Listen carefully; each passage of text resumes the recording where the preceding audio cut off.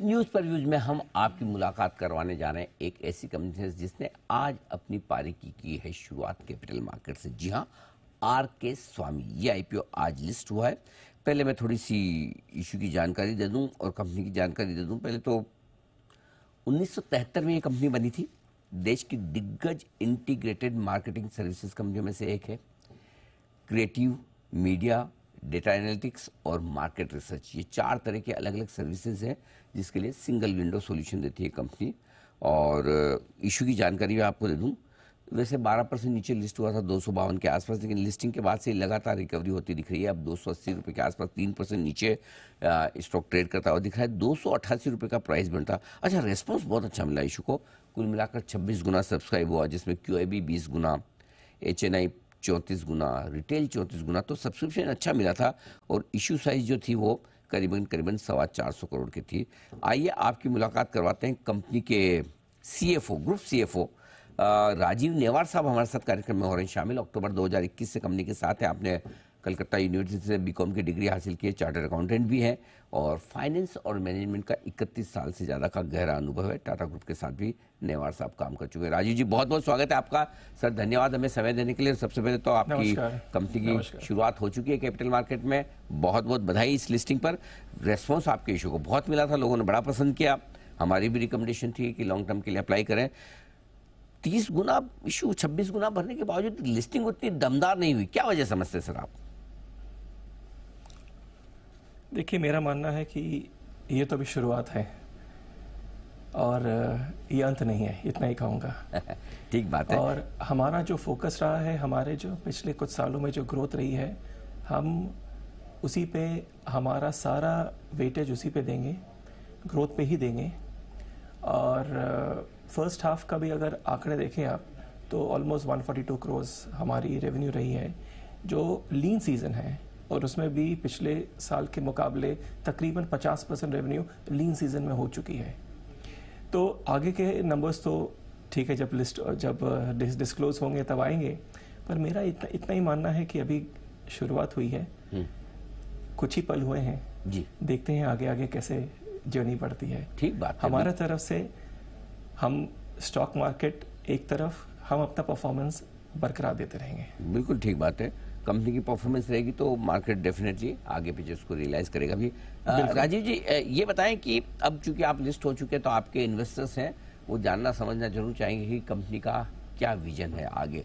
1 साल से लेकर 3 साल तक आपकी कंपनी का विजन समझाएं, बताएं कहाँ पर आप इस कंपनी को ले जाना चाहते हैं।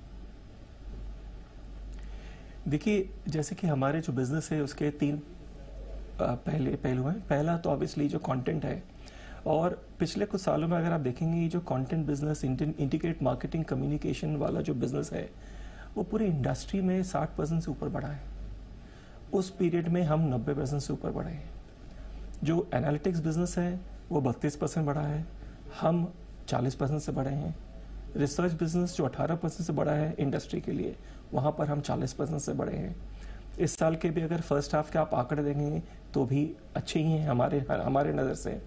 और ये जो IPO का जो पैसा है, ये भी हम अपने कैपेबिलिटीज़ को बढ़ाने में लगा रहे हैं, क्योंकि हम एक वीडियो स्टूडियो क्रिएट कर रहे हैं जहाँ ये वीडियो बना सकें, जिस वीडियो के तहत हमारा रेवेन्यू काफ़ी बड़ा है पिछले 2 सालों में। हम और वीडियो बनाने की कोशिश करेंगे और that is my first objective for the IPO proceeds. दूसरा, जो हमारा मार्केटिंग इंफ्रास्ट्रक्चर है एनालिटिक्स के लिए और रिसर्च के लिए, उसको भी हम दोगुना कर रहे हैं। वो भी हमें और क्षमता देगी और कैपेबिलिटी देगी। तीसरा, हमारे ऐसे कई ग्रोथ इनिशिएटिव्स हैं जो RHP में भी लिखित हैं। ये सभी ग्रोथ इनिशिएटिव हमारे हिसाब से न्यू इनिशिएटिव्स है। तो एक तो हम देखेंगे सेम स्टोर पे हमारा जो एक लास्ट फ्यू इयर्स का जो ग्रोथ है, उसको हम किस तरह से कायम रखेंगे, हमारी कोशिश वहाँ पे रहेगी। और दूसरा रहेगा कि जो हम न्यू इनिशिएटिव्स जो आउटलाइन किए हैं, उन पे हम उनको वजूद देंगे। और वजूद देने का क्या, तो हम तो ऑलरेडी उस पर काम करना, सोचना ऑलरेडी शुरू कर दिए हैं। तो वहाँ पर भी कुछ दिनों में हम उनके आंकड़े देखने शुरू करेंगे। तो हमारा मानना है कि ये दोनों लाइन हमारे लिए काफ़ी सही जाना चाहिए। और जहाँ तक कि IPO है, लिस्टिंग होने के बाद हमारे को एक करेंसी मिल चुकी है। और हालांकि आज के दिन हम ऐसा कुछ देख नहीं रहे हैं एक्विजिशन, पर आगे चल के क्या पता, करेंसी के हिसाब से हम कुछ देख भी सकते हैं अगर सही मौका मिला, क्योंकि इस बिजनेस में टैलेंट बहुत इंपॉर्टेंट चीज़ होती है। और हमारा सारा फोकस रहेगा to how to grow our talent and consolidate our talent.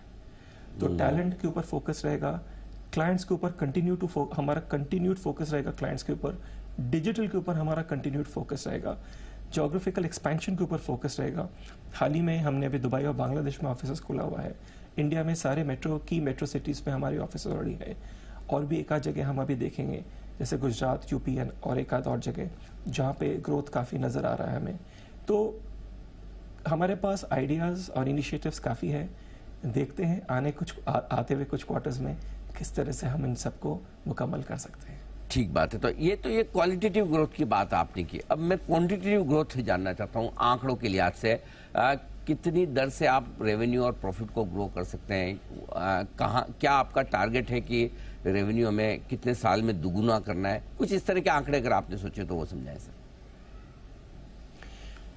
देखिए Anil ji, forward looking statement तो मैं आज भी नहीं दे सकता हूँ, जैसे कि पहले भी नहीं दे सकता था। बट हाँ, इतना ज़रूर कहूँगा कि अगर मैं इंडस्ट्री रिपोर्ट के हिसाब से चलूँ तो इंडस्ट्री रिपोर्ट के हिसाब से चलूँ तो उनके हिसाब से तकरीबन 5-5.5 साल में रेवेन्यू डबल होना चाहिए, अगर हम उनके पेस के हिसाब से चलें। ये उनके आंकड़े हैं, मैं अपना आंकड़ा नहीं कह रहा हूँ। पिछले कुछ सालों में हमारी जो ग्रोथ हुई है वो इंडस्ट्री से फास्टर हुई है। देखते हैं आगे हम किस तरह से उसको कायम रख सकते हैं। हमारी तो कोशिश वही रहेगी कि अपने तरफ से 100% दो, और फिर देखते हैं कि आगे चलकर कैसे आउटकम कैसे रहता है। हमारे तरफ से हमारे कोशिश में कोई कमी नहीं रहेगी, हम इतना ही कह सकते हैं। ठीक बात। वैसे अब आप लिस्ट हो चुके हैं, अगर आप चाहें तो अब फॉरवर्ड लुकिंग स्टेटमेंट देने के लिए आप अलाउ या इशू के पहले हाँ जी राजीव जी, अब आप वैसे लिस्ट हो चुके हैं। जब भी आपकी तरफ से आंकड़े तैयार हो, अब आप आगे बाद में फॉरवर्ड लुकिंग स्टेटमेंट तो दे ही सकते हैं। एनीवे, चलिए लगता है शायद उनसे संपर्क थोड़ा सा हमारा टूटता हुआ दिख रहा है। बहुत बहुत धन्यवाद राजीव जी हमें समय देने के लिए और विस्तार से अपने लिस्टिंग पर बातचीत करने के लिए।